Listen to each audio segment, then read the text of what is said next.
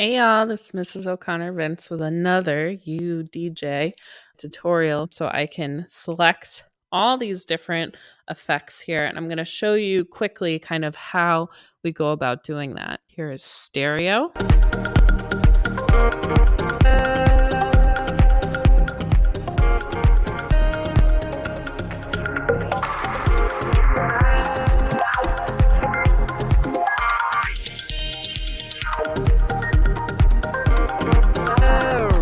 So if you're familiar with the term stereo, this has to do with the sound. So if we listen to this with the filter, it kind of has a similar effect. Bass out, then the high out. So the stereo kind of combines those and gives you a quicker opportunity to kind of change things up.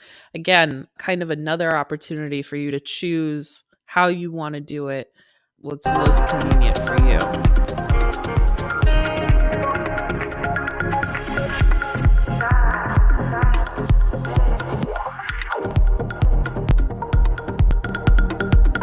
I think it's really important to notice too that movement is really important, right? Based off of where you move it, the filter then changes.